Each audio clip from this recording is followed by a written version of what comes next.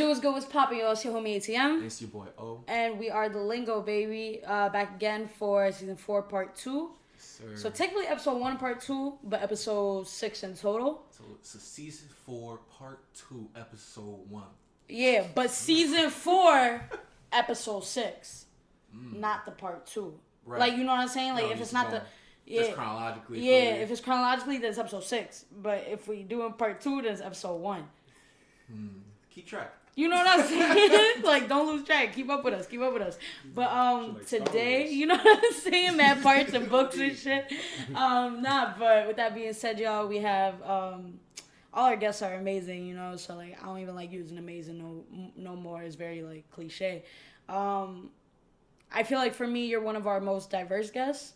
Cause like most of our guests, like I could tell you like, oh yeah, they're a photographer, or oh yeah, they're a chef, or oh yeah, they're this. But like, you wear many hats, you know, and you're good at every craft you do. Like, you know, like I feel like you put a lot of love into every craft that you do. That one isn't more on a pedestal than another. Maybe at certain points in your life, you know what I'm saying. But I feel like that comes with age and growth. But with that being said, like, I'm gonna let you introduce yourself. I know you as, you know, a mentor, as a brother, great friend. I know you as many, you know, very heartwarming things.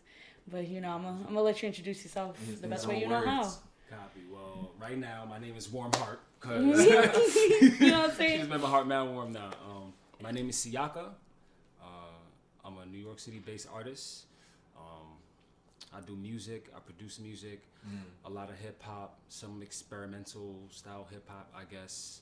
I'm a rapper. I'm a songwriter, engineer, mixer, photographer, and that's kind of where I cut my official list.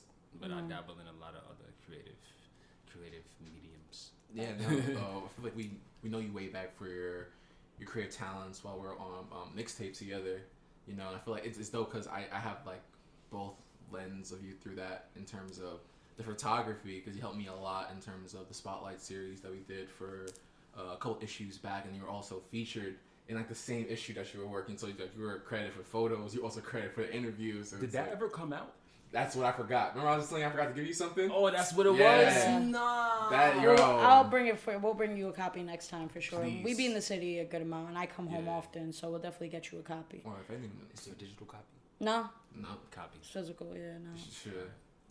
We don't know what's going on, honestly. Anyways, Right, that's a touchy subject. yeah, no, artsy and it's touchy. It's as touchy as it was when you were there. Word. Yeah, if True. not more. Like, Yeah, yeah. it definitely got different. It did, and you know, it is what it is. Yeah. But definitely, like, I feel like that was a big introduction for like O to you. For me, like, I guess I knew of you mainly like through through Simone. Like that was like my first way of like knowing who you were, and then we had that one long ass rooftop conversation at Yes. Ohima's housewarming party, and that was like the conversation that got me and you like on the same page, because it was the first time we really met. And literally, I remember the way we even started having a conversation was I was smoking cigarettes at the time, and you had asked me if I had a cigarette. Oh, word? Yes, and I was don't like, even smoke those no more. me neither. And that's why I'm like, wow, that's growth. Amazing on both of our parts. And I just remember me and you ended up sitting there. Everybody had went back to the party. I mean, Siaka were still on that roof. I Just remember that. chatting. Like, we was up there for a good 3 to 4 hours just chatting. And it was like, Forgot about that. yeah, I learned so much about you in that one 3-hour conversation. I just remember at some point in it, you looked at me, you were like, well, how old are you? I was like 18 or 19 at the time. You were like, wait, what? And I was like, yeah. I remember And that it shit. threw you That off, shit threw yo. me way off. Because I you was were just like, what? Yeah. I haven't not seen you for like 2 years already anyway. You were, and the conversation in and of itself was just such like a mature, very grown conversation. And it was great. And then, so I knew you from there, and then I essentially knew you as a photographer. And then I think it really just progressed more and more out of that. You know, like you helped me record all of a year ago now, like spring of last year. And I remember like going to your spot and you had your whole setup, and you was working on your own project at the time. And I realized the importance of having a home office. The first time I linked Bro. up, it's like you're set up, man. Like, Yo. Can I speak to that for 2 seconds? Go ahead. it's Yo, your listen, episode. Speak your to whatever you episode. want. Listen, okay, I just want to say how thankful I am to have had the space I had in Q's, bro. Like, when I tell you what got crazy in my life, because first of all, the whole pandemic happened at the same time as we were literally having a race scandal at our school. You know what I mean? So the whole entire time I'm like falling off the rocker emotionally and spiritually and all of this kind of shit. So I was just straight, just like lived in the studio. You know what I mean? That was my safe haven. It was so safe. I didn't even recognize all of the shit that was going on around me or inside. Yeah. You know what I mean? I was just chilling. Right. And then I went home. Now I went home to the spot that used to be my studio in my crib. One of my family members was doing a addiction recovery, so he was just staying in that room for like the last year. Matter of fact, today is his whole 1 year sober. So claps for that. Hey, good shit. Yeah, We that love man's that. chip. No, That being yeah. said, I was out of studio since I got home. Right. So I tried to set it up in the basement, but everybody's in the basement. There's a fridge down there. The laundry is down there. Man, you know, shit, yeah. You know, it's kind of difficult. It's So, not really your space. Right. And this is the first time in a long time that I've like been without that space and recognized how fucking important it really is to have that, and like how it enables you to do what you want and need to do. You know, Nah, even if it's not creative oriented, just to have that outlet, just like smooths out your life. For sure. Nah, and I definitely think like you to me, like in my life, you're one of the biggest people who like indirectly and directly at the same time taught me the importance of like your physical space and how it impacts you spiritually and mentally. Because like I could agree with that. Like with all the shit going on, like as soon as I stepped into your crib and I stepped into your homes too, everything outside didn't matter. You know what I'm saying? It was literally just either the music or just me and you, like whatever me and you had to talk about. Like, bro, I used to go record with you and I'd be there from like, bro, like 9 to 2 in the morning, and like 5 of those hours just me and him chatting, like just chatting. And at some point, me and him would look at each other like, oh shit, the music, like we gotta get back to this. And it's like that's great. That's just like a genuine relationship. And like for y'all that do listen to my music, pretty much everything on my last project was mixed by this man right here, mixed and mastered. 2 songs on the first project. Like you are like my resident like mixer now, because it's like I don't like working with people that don't genuinely fuck with my music or fuck with my art, you know? Like, I don't like somebody that's doing their job just to do their job. Nobody wants to ever be involved creatively with somebody who's just doing it because they're getting paid to do it. Exactly. Is that how you got into producing, or did you start writing and recording first? Nah, I got in. Damn, I kind of like used to play around with rhymes a lot. I always had like a knack for rhyming better than everybody else. And I found this out when we were in 7th grade. You know, you used to always bump over the tables pens and, like, try to shit. freestyle. And you know, like everybody does their little funny rhyme and shit, but I would have like 4 or 6, and everybody else had 2. So then it was like, yo, do the rhymes. And then like that's kind of how like it started like being fun. From then on, right? Yeah, but then like shortly after that, I mean, I had always done music too. You know, like I took music classes, etc. when I was younger, a little bit more in high school. But it was during high school. I used to go to this camp, right? And What high school you went to? I went to Urban Academy. Shit, really? Yeah. Oh, wow. You know I about didn't it? know that. I've heard it, yeah. Shout But I out didn't to know Urban that.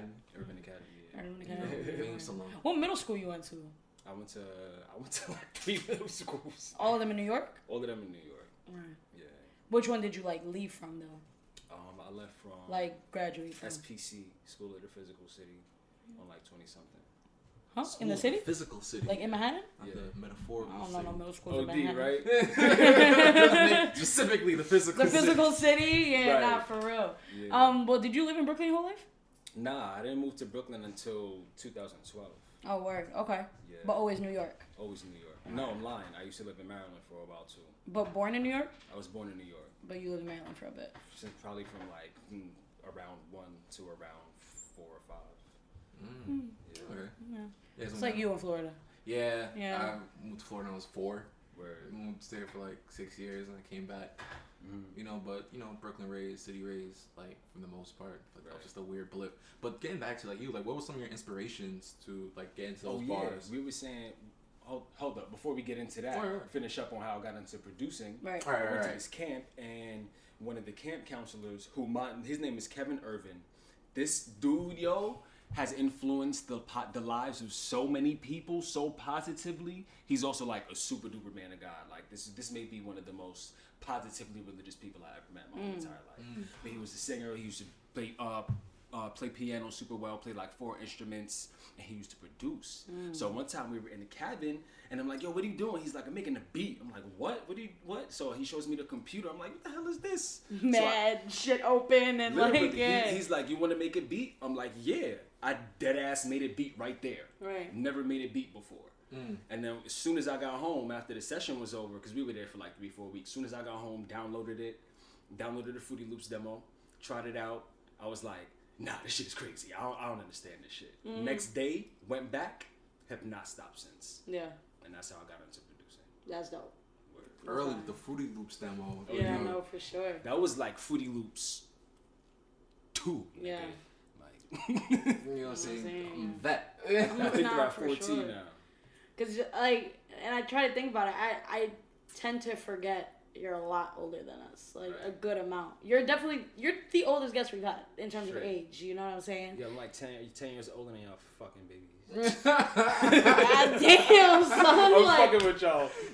That's not gotta tell you, but I feel like you can never tell the energy. Like you don't have like that, you know. and you know, black don't crack, so you Yeah. just don't look your age. So like, At all. I'm blessed. my man's gonna be like 55, looking 30, and I'm like, that's gonna be beautiful. I'll Not for take it. sure. I'll take Nah, but getting back to O's question, like musically, both production and like lyric wise, like who would you say your biggest like inspirations?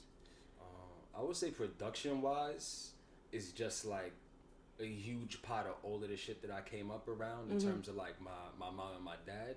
But then also like there was this thing happened. I was like a turbo was inserted, like a turbo button, and that was my brother who put me on to Right. Timbaland and the Neptunes. Yes, Ah, sir. The right. Neptunes, for And real. yo, I literally will never forget the day he put me on to Neptunes. I don't remember what song, but I remember I was going somewhere. He let me borrow his little mini disc player that they had at the fucking time before it was anything. And I put on the headphones and I'm going down the stairs, right? And the song comes on and I literally had to stop at the bottom of the stairs and we're just like, oh my God, like, yo, like the level of adrenaline that went through me was unfucking believable. And after that, I'm just like, yo, I fuck with this shit. And then I started to be like, this shit is fire. Why isn't anything else good like this? Right. And then I'm like going back to all of the shit with my mom and dad. So they kind of grew up on like, my mom was a super jazz head. Everything from fucking Joni Mitchell to Nina Simone to Billie Holiday, like all of the jazz classics. That's her. My Right. dad, he was also a jazz head, but he was more on like rock shit, like Jimi Hendrix and Rolling Stones and all of that kind of shit. A lot of funky shit, like a lot of funky shit. Did you So- grow up like with a lot of like American music being played? Yeah, it was American music. Like, okay. Yeah. It was Black American music. Yeah. I mean, are your parents both Black American? Yeah. Or that was mainly the question. Because like I know like a lot of kids like Depending on their parents. depending on your upbringing. parents, Yeah. like that's what you grew up with. Like you know Right. what I'm saying? Like the only person we've had whose parents weren't American and who grew up with it was our guest Dylan. And like he you know, he grew up with two parents who were, I think both of his parents were immigrants. And like but his mom's favorite artist was DMX. So he grew up listening to a lot of DMX. I was like, that's fire. Like, you know, because I had immigrant parents. My mom didn't know what the hell hip hop was. So, you know, I didn't grow up with that. But that's why I'm wondering, like, that's dope. Like, I think a lot of kids I know who are like Black American or their parents are Black American grow up with a lot of jazz and blues in Yup. their house. Yup. Like, But it's funny though because my best friend, so his dad was a member of Zulu Nation. oh, that's Oh, tough. wow, that's That's fire. tough. Right. Yeah. And his godfather was DJ Red Alert. That's tough. Wow. Right. So Alright. like, you know, him being my best friend, we were more like brothers. We Right. lived in the same building. I was on 8 right here. He was on 9 right there. So like we were always in each other's house. Like he was literally like my blood brother. So being around him all of the time, and his pops used to be scratching in the crib, watching the fucking DJ competitions, going crazy. So, you know, he was super big DMX, Rough Riders, but Public Enemy 2, Dr. Dre, Snoop Dogg, just like all of the hard, NWA, all of the hard hip hop shit. Like, Right. I could remember, so we used to go to the same school, right? In 6th grade, I would go upstairs to his house so we could leave, and his pops at 6:30 in the morning is bumping Dr. Dre Chronic. It's bumping Ja Rule. It's bumping DMX. Gospel. Like, you know what I'm Gospel. saying? Like Morning bumping gospel, shit. yeah. Okay. So yeah, I had a lot of musical influences, and I feel like my style is kind of like a sonic compilation of all of that shit, but also a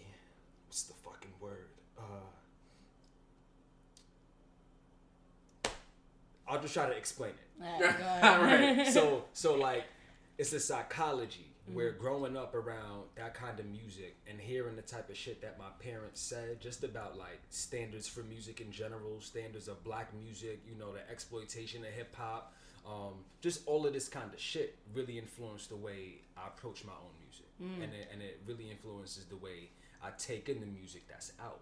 You know what I mean? It's almost like it's impossible for me to let go of the psychology that I was brought up with. Right. So on one hand, I do hip hop, and on another hand, I'm like, this hip hop shit is crazy. What the fuck is this?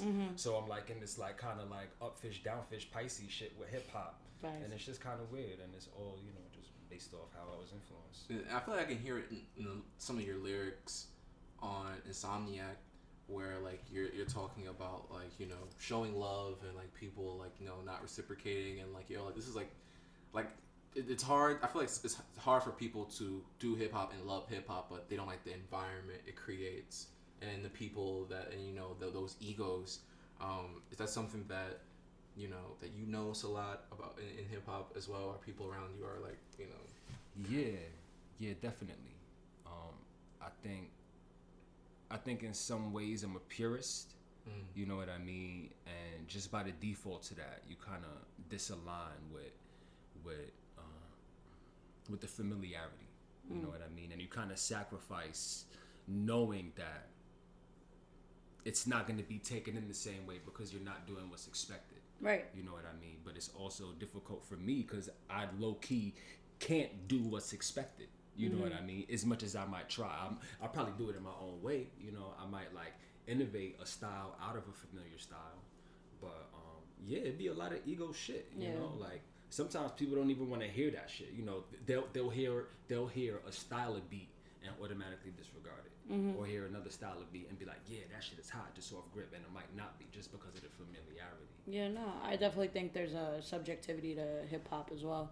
I feel like hip hop is very subjective, and I feel like that gets lost a lot. Like that, the fact of the matter that it's subjective gets lost a lot because people really try to tie an objectivity into hip hop to be like, no, this is fire and this is trash, and it's like, but who's really gatekeeping what's hot and what's not? You know what I'm saying?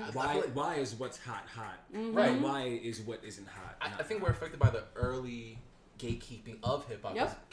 Hip hop used to be very, you know, Even more than it is now. than it is right now. You know, if like, yo, if that's not real hip hop, it's not hip hop. It's not period. real rap, man. It's not real rap. You know, it's crazy because like, No sucker MCs type movie. Yeah. That's what it feel like now. It was like that was like the core. So watching hip hop morph into these different sounds and into these different character arcs of itself, it's kind of like you're fighting your past now. Because alright, so like it's funny because my cousin, I just talked to my cousin just now. He asked me like, yo, like we're doing a music video as of this recording tomorrow, and he was just like, yo, it was just like a hip hop music video, and at the time I felt like I kind of said like kind of. I was just like, you know, because then it doesn't fit that.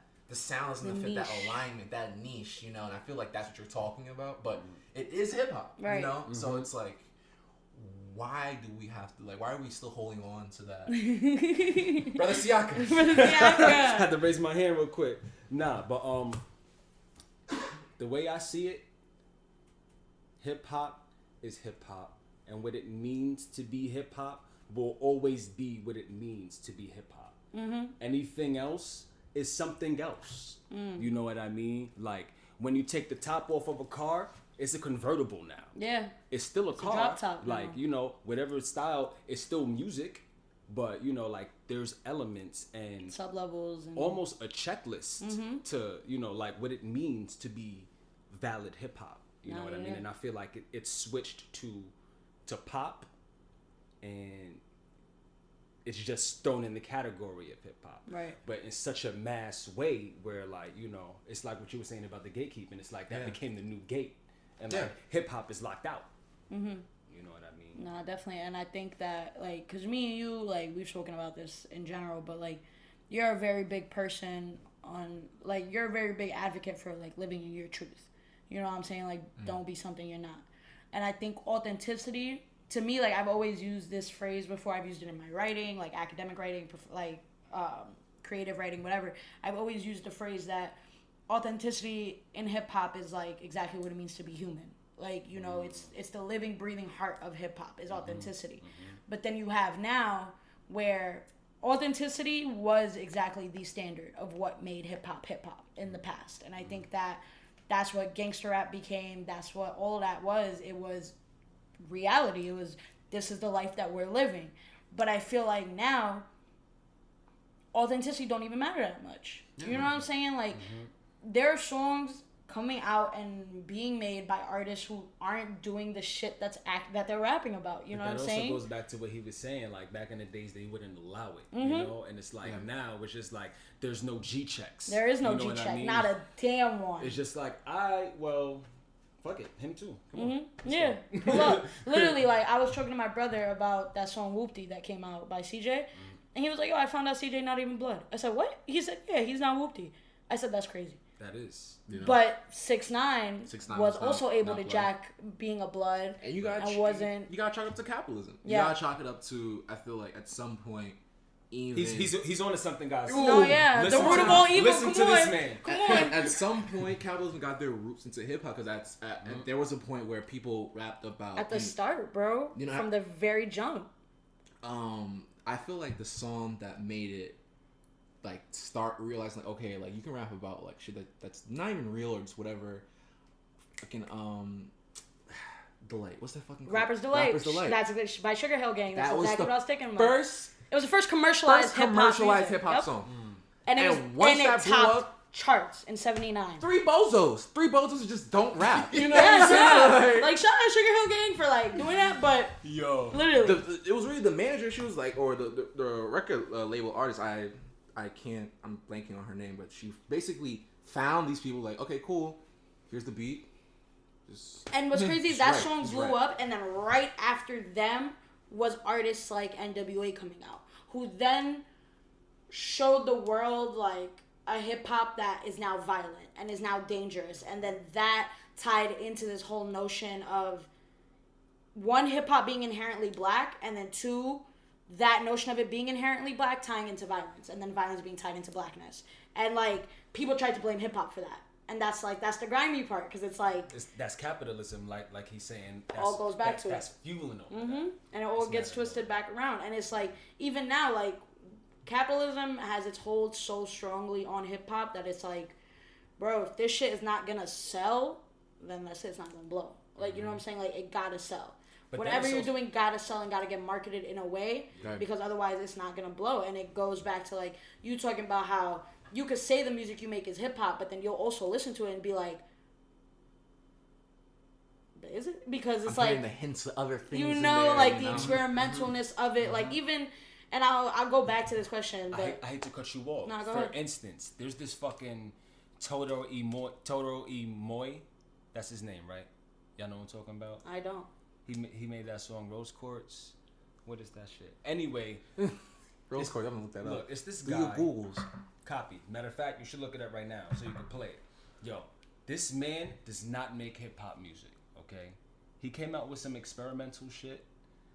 His shit is usually electronic, kind of poppy, like he does that like ambient soft singing shit. Like he's a singer. Okay. Like his songs play in disco clubs and on like pop and electric stations. Right. Right? He comes out with a song and my friends are like, yo, he getting on his hip hop shit because it had like a little bit of trap hat essence in it. You know what I mean? So I had like a slight hip hop or a slight contemporary hip hop formulaic sonic thing to it. You know what I mean? So automatically like, Had a snare.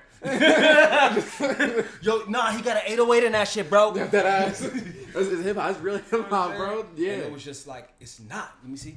How the hell you spell this? I keep spelling Totoro like Totoro. Toro Oh, Toro. space Mm-hmm. Y Yeah. space. Oh, okay, got you. There you go right there, and put in Perfect for rose Google. quartz. My son smells it out for y'all and everything. Just play anything for 10 seconds, just so you could like get the gist of what this man is about. For people to say that he came out with some shit that's not in any way fucking hip hop, and they were like, yeah, this shit is hip hop, bro. yo, he always baby Travis Scott shit. No, Oh god, that whole lane of like, I feel like that sound of music. I feel like it's. Anyway, That's right. yeah, but like you know, shit is a little mixy right now. Yeah, bro. I feel like it's so easy to label things as, and it's hip hop.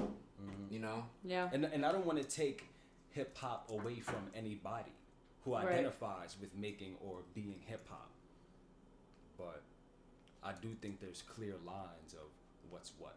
You know, and for a purist, you know, it's like if you trained in the UFC and you're a fucking trained fighter, and somebody who's not comes in with like a green belt, like, yeah, I'm nice. Yeah, I'm nice like that. I'm Like, nah, bro. Shit. Like, you can throw some kicks and shit. Yeah. But like, you ain't Right. got You it. No, ain't no got it like train. that. Nah, that's a fact. But I think it shows, you know, because when those people go toe to toe, you know, you always see it. You know, like in your example, the nigga who knows how to kick goes up against a UFC fight and get his ass whooped. You know what I'm saying? Or like the people. So I guess in that sense, like the artists who like, it's just I'm doing this. You know, the numbers don't show, or like, Yeah. you know what I'm saying? Well, that depends. You never know now. You never type know, shit. yeah. I don't know. For me, like now, at least for the last couple of years, I try to very much make a distinction by like, oh yeah, I like this person as a rapper, and I like this person as an artist. Like for me, like anybody who knows me knows, like I always throw Young Thug in like my top 10. I love Young Thug. I think Young Thug is a great artist. I also think don't Young think he's a Thug good is fire. rapper. I think he's a great artist and makes amazing music. I don't necessarily think he's a rapper like that. Yo, because it's like I felt like that, but at a certain point, as a lyricist, you gotta listen to no, he be saying some shit. The way- don't get me wrong. the way he bleeds with his pen. Oh You yeah, know what I don't mean? get me wrong, he do. Yeah. But in regards to like your logic, like you put this person up against this person, it shows. Right. So it's like, if we really talking about okay, who's a better rapper, and you put, I don't know, bro, you put like Jay-Z against Travis. You know what I'm saying? It's two different things. It's two completely different It's things. comparing But they're apples both to hip hop. oranges. You know what I'm saying? They're both hip hop and they're both hip hop artists, but it's like one is a fucking lyricist. Right. You know what I'm saying? And then one can give you like a movie in a production. Yeah. You know what I'm saying? Not to say Jay can't, but Jay can do that with his words. Travis Scott can do that with his production. Because that's what he does. Like, you know what I'm saying? It is comparing apples to oranges, but that's like what hip hop became. Because everything became hip hop. Like everything's like now the lanes of hip hop are so open, and there's so many ways to go about it. That's why it's not as like gate kept anymore. Word. Because you could really do and be kind of anything. Yeah. And like with that being said, I remember like me and O were talking about this on the ride here, but like, how would you categorize Insomniac? Like, what would you call it? I will call it. Or like, what kind of rap or what kind of hip hop would you categorize it on? Because you know, there's like bubblegum rap and shit like Yeah. that. Like, what would you categorize it as? I'm gonna categorize it as like a variance of like experimental hip hop meets like self-reflective hip hop meets like regular hip hop. You know what I mean? Because like some of it is like my idea of what hip hop should be. Word. Some of it is actually using like official hip hop formulas and doing real hip hop shit. And some of it is like, nah, but I'm also here right now too. Right. You know what I mean? Like I'm a purist, but that just means that like I could just flow wherever it goes. Right. You know, I'm not so pure that like I won't move with the actual growth of the world and the craft itself. Right. Like, that's just stupid. I'm gonna just start with the title. So when I came up with the idea for the title Insomniac, I had kind of been making this shit for a while already. But it occurred to me that I was becoming an insomniac because of my experimental process, or my experimental process is kind of what, you know, led to like a sleep, but also just like a weird sense of urgency and a lot of anxiety around the shit that I'm talking about in the album. You know what I mean? So like from that standpoint, it's that. But then it's also the first album, like to produce a whole album, write the whole shit and mix the whole shit is kind of a lot. And prior to coming to Syracuse, I didn't know how to master. Right. I was just learning how to record myself. I just knew I had some fire bars, some beats that were like kind of unique, if you will, that were, you know, they kind of might get in your heart if you're susceptible, if you fuck with it, I guess. Facts. But yeah, like for me, I was literally finding what my voice was, production wise, engineering wise, rap wise, you know. And then as I'm making it, I'm also growing. So I'm trying to then like pull shit to where I am now. You know what I mean? Or where I was at the moment. Like, all right, now I learned how to do this. I understand how to use my voice in this way and not be so afraid and just project at the mic how I need to. Or, damn, I was pulling all of the bass out my voice. That's why I sounded like that. Now just let me go back and re-record it. And then I re-record it and I'm like, damn, it's sitting different. Let me rewrite it. And then I find it. You know what I mean? So, like, it was that kind of process in terms of experiment, if you will. No, yeah, for sure. No, I love the project. I think that like production wise, I think it seamlessly very much goes into one another. I think that. Oh, sorry, I lost my train of thought. But speaking of which, I gotta ask, who is that voicemail on Any Day? Oh, that's my bro. That's my bro, Ralik Bashard. So this dude right here. Alright, yo. Me and this dude are like a magic friendship. Magic, okay? All magic, right? I met him through one person in 2012. Got him on Facebook. Seen each other on Facebook for years, never said shit. Right. One day he was like, yo, trying to do some creative shit like this weekend. If you with it, let's link. Right? Okay, yeah. I was getting the whole entire camera kit from the spot because I had a gig. I was going to have mad fly equipment. So I just linked them up. We went, we chilled, we took some pictures. Bro, we chilled and talked and rapped for 7 hours walking around downtown Manhattan. All right? That was it. Every time we talk on the phone, we talking about everything. Politics, black people shit, capitalism, relationships. Black people shit. Yo, relationships, how to eat healthy, fuck niggas, fuck bitches, style, like going to Africa, like everything.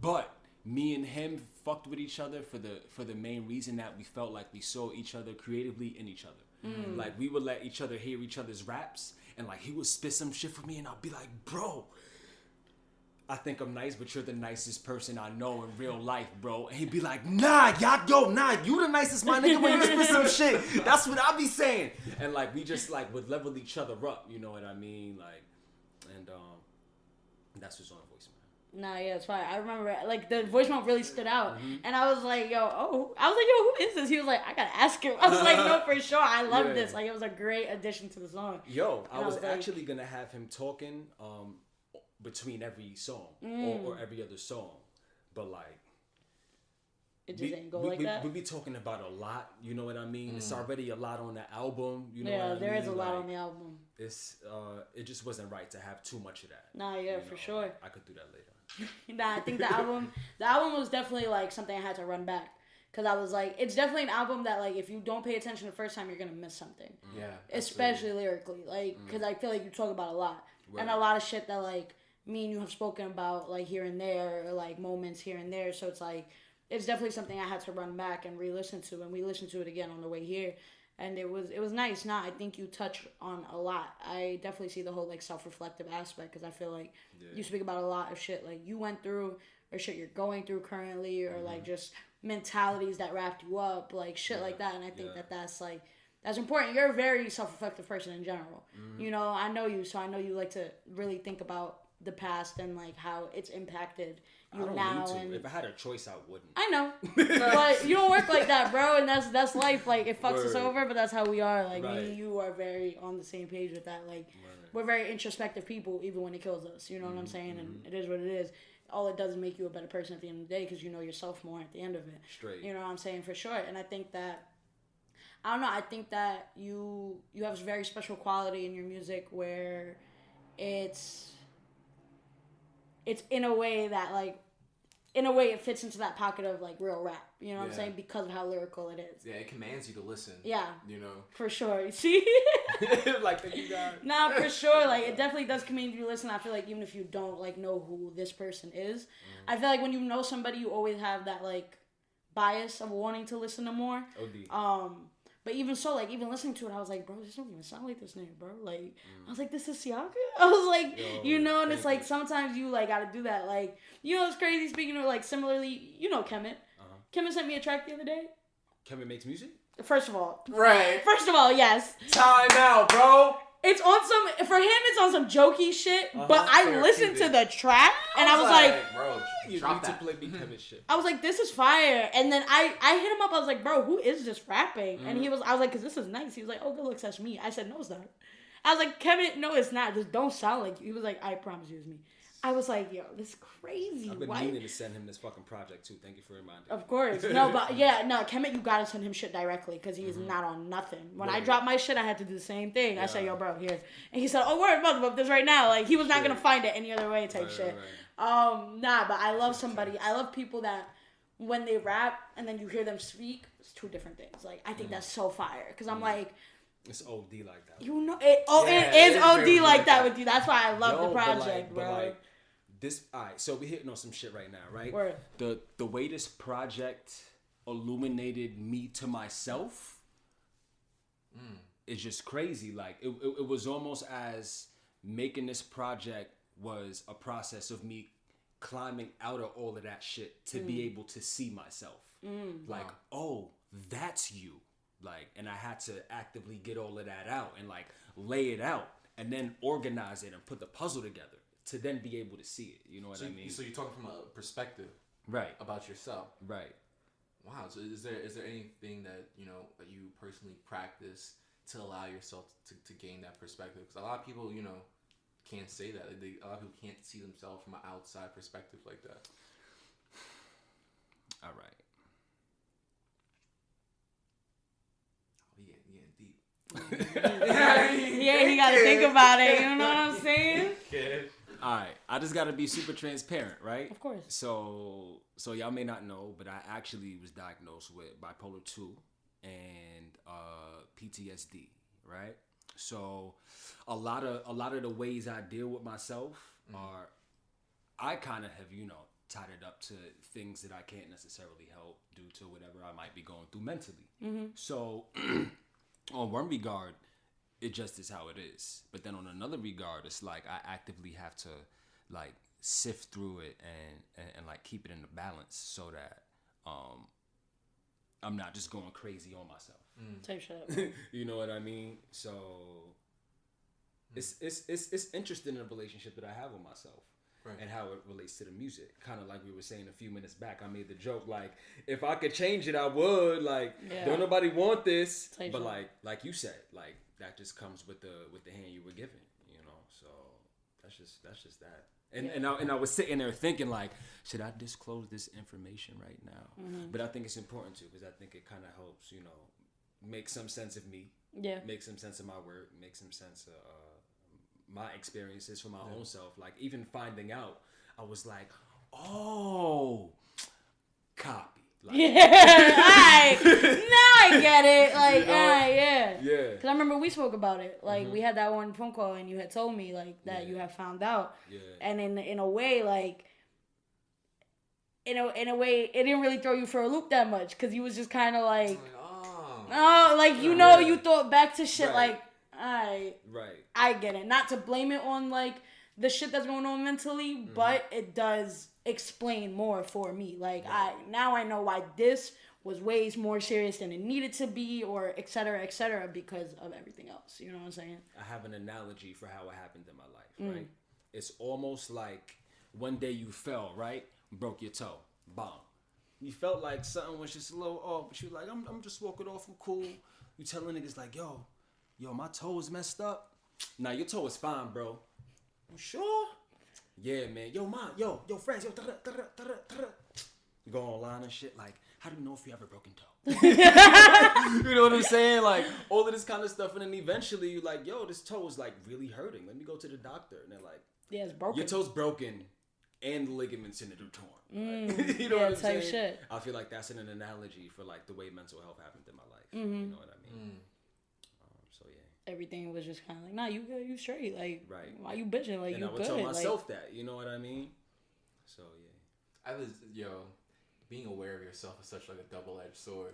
It's like now I'm like at the age I am now, I have the same feeling with the way my brain works. I'm just like something's not like 1, 2 right there. But I feel like as you're growing up, like you're not aware and you can see these things and you're just like, okay, maybe I should go get tested. Maybe I should see what's going on, because I feel like like you said, like you can ask people like, yo, you think? I'm like, nah, bro, you're valid. you're like, valid, yeah. or even a lot of people tell them just ask themselves at that age. A lot of people are not even ready to look at themselves at that point yet.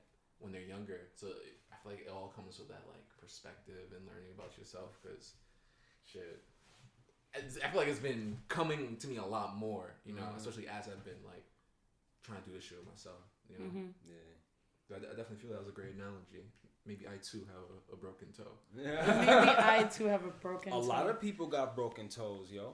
And then we got all of these non-doctors out here diagnosing people, and people are listening to the non-doctors' diagnosis. So the doctor loves out there. You know what I'm saying? No, you want to get the information, then go to a professional. How about that? No, yeah, that's a fact. I think that any way of learning more about yourself can only benefit you. Straight. You know what I'm saying? Like, yeah, sometimes you won't be able to handle that information, but that's in and of itself teaching you your capability of what you can and cannot handle. You know what I'm saying? And like how you work through shit and work through finding out that information. And nah, for sure, I think that that's yeah, I'm like still wrapped up in that analogy. That was a really good analogy. Yeah. I liked how that like translated overall. Before we step away too much from the music, I wanted to ask you something about you know, outside of performing and writing. You know, I know you do a lot of the producing, the mixing and mastering. I have basically more or less two questions. How do you see, like, how hard is it to be the performer and mixing and mastering your own things? You know, is there ever a time you're like, honestly, I gotta send this out. Someone else has to look at this, or is it like it's all in house? I don't know. You a perfectionist, bro. So exactly. I don't know. Exactly. Like you know, like it's for me. It's difficult because I feel like everything I do requires a full life of doing that. So I feel like I'm often living mad lives at the same time and asking myself how I do this, but also bigging myself up because I feel like I have these powers. You know what I mean? Like there's people who only do one medium who fucking stop because they feel like it's too much. And I know the weight of feeling like a medium is too much on your life. You know what I mean? Because like it really does, like a child, you have to nurture it so much. You know? So I'm losing my train of thought. Pull me back. No, you're good. In terms of like so outsourcing your stuff and like doing your stuff yourself. Right. So I also feel like I don't have a large community of creatives, and it's also just like a day and time where like it's really hard to build healthy creative relationships just because of the nature of what it means to be creative in relation to commerce right now. You know what I mean? It's almost like there's no slack or leverage for creativity outside of business. Right. You know, and like sometimes it's like the desire is outweighed by the circumstance. You know what I mean? Yeah. So like I do have a desire to like work outside of myself, but just in terms of like how accessible that actually is a little bit further. Right. So instead I'm like, all right, I'll just do it. But that's how I learned to master. That's how I learned to record myself. That's how I learned to make beats. Right. You know what I mean? So I like working with other people, honestly. I just did a song with my mans, actually. So his music is coming out fire. He's been making music for a little bit too. I got on this track with him and like, I need to do this more because it stretches me. Right. You know what I'm saying? Like it's not necessarily what I would do. And I also like he does shit in a whole completely different style. So I then have to like get in my creative bag. Like, oh, I bet y'all know that I can skirt. You know what I mean? Yeah, type shit. You know. Right. Do you think other artists bring it out? Because I did realize on time that it was featureless. You know, it was strictly you. This is like my magnum opus. You know what I'm saying? The only verse we heard you was on Any Day. You know, on the voicemail. But do you think? Oh no, it wasn't even a voicemail. We were straight talking on the phone. Oh, you're talking on the phone. Yeah. And you just like grabbed that. Yo, bro, like we have such like pointed conversations that I started recording our conversations. I have like 3.5 hours of us just building on the phone, like. So yeah. Oh wow. That's tough. Word. Nah, but yeah. So just revisiting, just circling back to the question that. Sorry. No, you're good. You're good. Just circling back to the question, like, do you think other artists bring out like a different lens of you creatively? Entirely. Yeah. I think Drake is the perfect example of that. Drake is Drake until he gets with somebody else. Then he's Drake with whoever that is, just like imprinted in his brain forever, and you hear it on everything they do, or the next things that he does. That's so And then good, he yeah. does it again, and then you hear some of that little flair going on over there. And that's kind of like the same way like it happens with me. You know, like you do Right. something with somebody else, and they're like, you like, oh shit, like look at this new thing that I'm doing. You know, it's almost like somebody showing you a new move in sports. You know, Oh, and you know, it's like you take that like, oh, I want to test this out. Let me hop on a verse and try my new move out. yeah. Okay. Like, yo, I know you showed me the cross and the spin, but I'll do the cross like this and the spin like this. You know, like, so. No, that's tough. I like that. Yeah, no, I definitely feel like back to your point about like creativity in this like financial setting. I feel like no one wants to be that starving artist and build with other artists and create that, you know, those synergies, because technology's at a place where you can, you know, make money off these, you know, like I feel like a lot of people before like B stars were just into like, you know, sending out beats, working with people like, oh yeah, let's, but now it's like, you know, okay, I want to get paid first. Yeah. And I feel like it's like, damn, I feel both people. You know, I feel like we're at this weird intersection. It's like, yes, I do feel like you should get paid, but I also feel like you should be. Both positions make equal sense. Yeah. Yeah, for sure. Yeah. I definitely do feel like some people are just may stagnate too much on like, nah, I gotta get paid first before I work. I feel like that kind of like, it holds you back, you know, sometimes, because you never know what artist or what producer you're not working with off of a bag. Respectfully, you know what I'm saying? I mean, What's at the best for end, like, yeah, I feel like at the end it really chalks up to like what you standing on, like what's your code, like what code are you standing on at the end of the day, like, and I feel like me and you, like we've had conversations about this like several times, like me and you are very much like the type of people that's like, yo, you want to work, let's work, like, you know, like incentive is not needed on our end, like you want to work, let's work, like Yeah. I don't care, like type shit.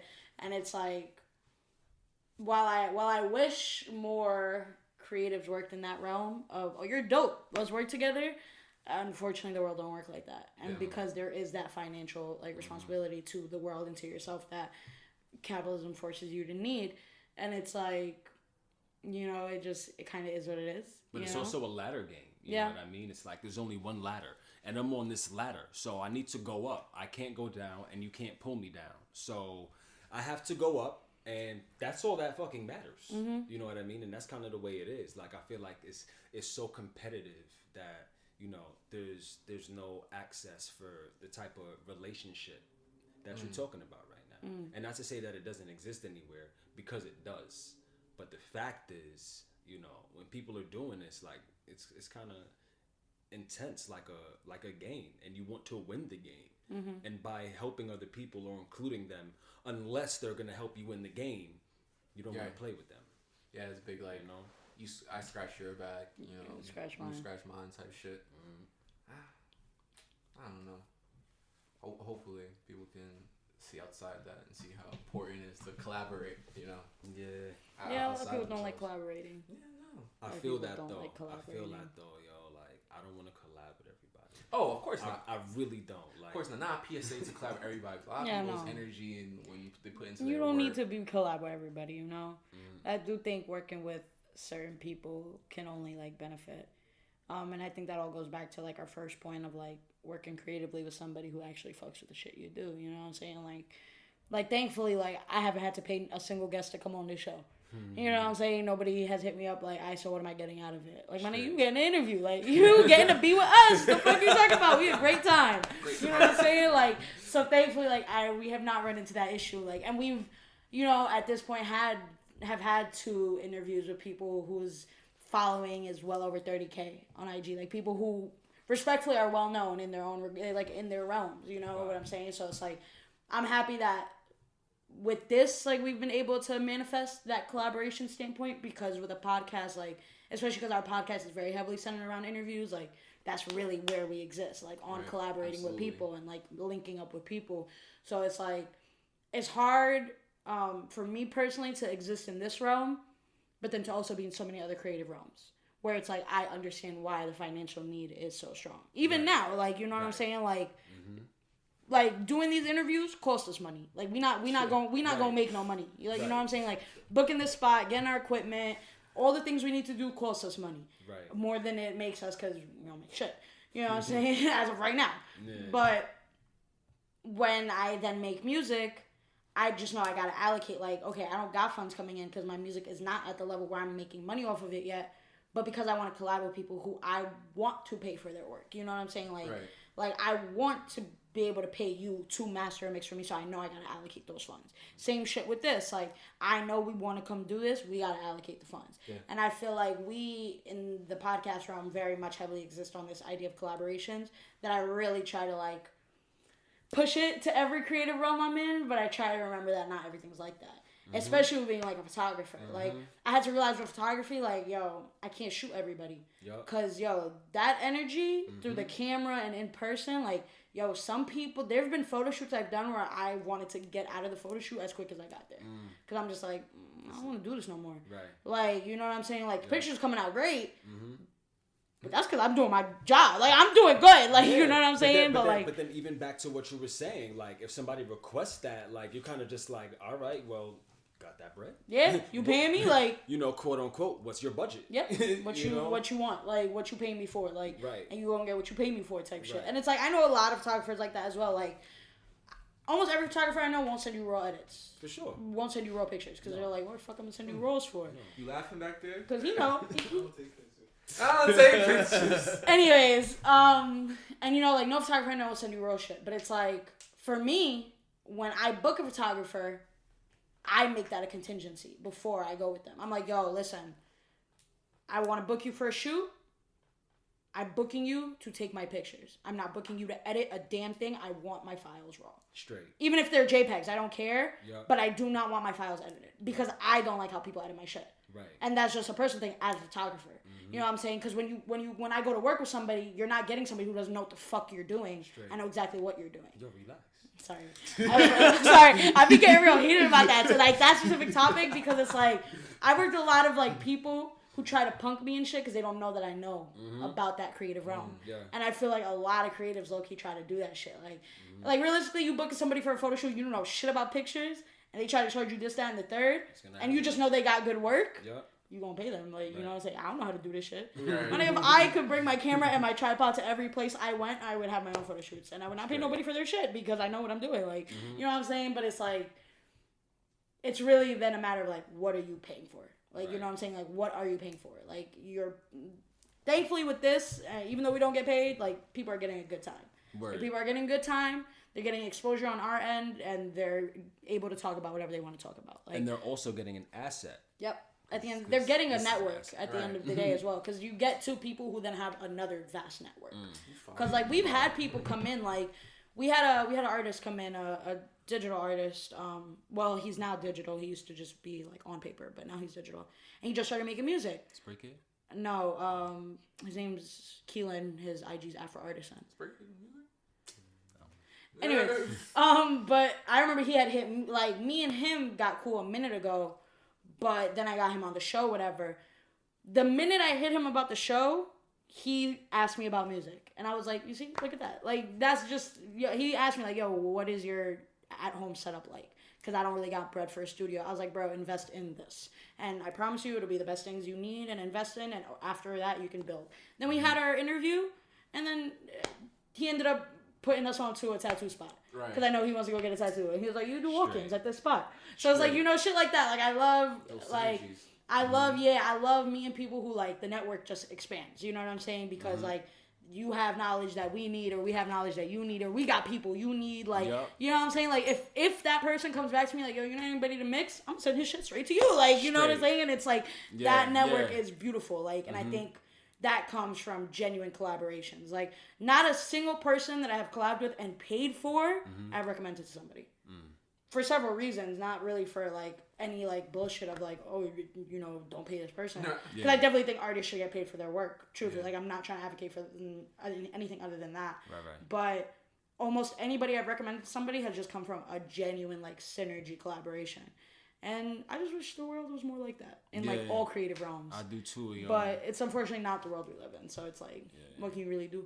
But Right. kind of wade through the water of the world you do live in. So Just do what you do and try to do it really fucking good. try to live your truth, bro. Right. Live and walk in your truth at all moments. And what's Right. meant to be will be, bro. Everything Yeah. is really everything. Like, And speaking of, living our truth, coming into our most popular segment of the Lingo podcast. Oh yeah, Lingo Talk with the Lingo, baby. Okay, so every episode we end our episode with asking our guests what their favorite lingo is from the city they were born and raised in. So, sir, what is your favorite New York City lingo? Yeah, threw you there, right? You got to think about it. Yeah, I gotta go through a whole fucking thesaurus of this shit. Yes, you do. And you know what's crazy? Like, almost all of our guests are from New York, so they'll sit there and be like, yo, what the fuck do I be saying? Like, what do I be saying? Because you say it so often that's not even lingo no, but to you it's just like the way I talk. Like, that's just your vernacular now. But it's lingo. Yeah, you gotta sit there and think about it. Because I speak to you a good amount, and I've spoken to you a lot in person. You don't really use lingo like that. Yeah, honestly. You don't. You're usually very selective with your words. I'm very selective with my lingo. You are. You're very selective with how you speak in general. But this is because I'm not super big on trends. Okay. So sometimes when something comes out, I'm like, all right, that's a trend that I don't have to get on. You know what I mean? Like, but even if it's some old school shit that you never used, but you used to hear a lot that you really loved. Like, I'm gonna tell you what I like the most. Okay. I like all of the relatively new shit in the last like 5 to 10 years. Mm-hmm. Facts. Facts. That's it for Facts, you. Facts, bro. Facts. And I don't use facts. You don't. Nobody Not has often. ever heard me say facts because I don't say facts. But you like But I facts. fucking love facts, bro. Yo, people say facts for everything. That's facts. I'm like, that's yo. a fact. They do, bro. Like, that's a fact. It's one of my favorite ones. But also, fuck out of here. Fuck out of here. The New York fuck out of here is mad good. The New York. Fuck out of here, nigga. Like, Yeah, because it's different. You know what I mean? I've never heard nobody say fuck out of here if they're not from New York. Yeah, like, if you say it anywhere else, you say it properly. Get the fuck out of here. Get the fuck out of here, You yeah. know what I mean? But, like, fuck out of here, New York. It's different. It's different. Fuck out of here. Yeah, man. Mad emphasis. Like, mad anger. Like, Fuck out of here. it's like how suck my dick comes from the gut. Like, it's like how a New Yorker says suck my dick. It's like from the gut. Oh, It's God. like, oh, suck my dick. Like, yeah, nah. I love how fuck out of here is always like a punctuation on the thing. It's like, Jimmy, bugging. Fuck out of here. OD. Like, it's never like just by itself. Done. Fuck out of here never exists by itself. It exists Word. with mad other shit. Like, OD. It is a punctuation. That's good. Yeah. Word. OD. OD. I love OD as a song. I like OD too. OD. is good. I love Perfect. OD. Speaking of facts, though, I like facts and Fendi. Like, Fendi? Fendi. I mean, Yeah, it's a Fendi. Yeah. Oh, but I think I might have made a new one up Oh the my other god. day. What'd you make up? You see how they got? Nah, it's slow. It's slow for that. Yeah, it's slow for that. Nah, it's silly for that. Nah, I'm not checking that. I'm not checking that. I'm not. Malik, I am not checking that either, bro. Watch. Our resident shooter shaking Watch. his head. I feel you, bro. I guarantee you, this is exactly how slow happened. Alright. Somebody was like, "Yo, bro, I'm telling you, it was slow." Somebody was like, "Fuck out of here." Fuck out of here, nigga. Nah, I'm not checking It that. was like, "Nah, It's silly. Wow. nah, you silly for that." You're silly for that. You mad for nah, that's how he was funny. Like, oh, you mad funny for that. Like, Right. like yeah, you mad funny for that. I like Word too. Word is super. Word, classic. word is a classic. That's what I was gonna say. Word is classic. Word is classic. Like, if I ever meet a dude who I feel like is moving like a bozo, and I feel like I've said it to you in conversation when I'll speak. I've definitely been like, yo, no GP, he should not have moved like that because that's some bozo ass shit. Like, you know, so OFGP just always is like, because it's like, It's like, as a matter of fact, you know what though? yeah, Like, because OFGP, like GP in and of Like, itself. off the strength. Nah, yeah, off GP is Precisely, literally precisely. like off strength because it's just like GP in general is like this was the street way of like a G check. Because like, bro, off GP, why you moving like that? Like, because general principle is general principle. General principle is Boop. should be known, common sense. Like, There you you know, go. that's why it's some street shit. Because like the street code is street code. Everybody knows street code if you're in the streets. So that's why I like off GP. I like that you brought that up. Nobody has said that yet. That's nice. I like that you said off GP. Wow. Oh, I love that. Yo, but with that being said, yo, Siaka, thank you for coming, bro. Thank you you. for blessing us today. you already know. Y'all know me, it's your homie ATM. And it's your boy O. And we are the Lingo Baby. Thank y'all for tuning in to season 4, part 2, episode 1, or season 4, episode 6, however you want to call it. Feel me? But with that being said, y'all stay up, be easy, and continue tuning in. Peace. Later.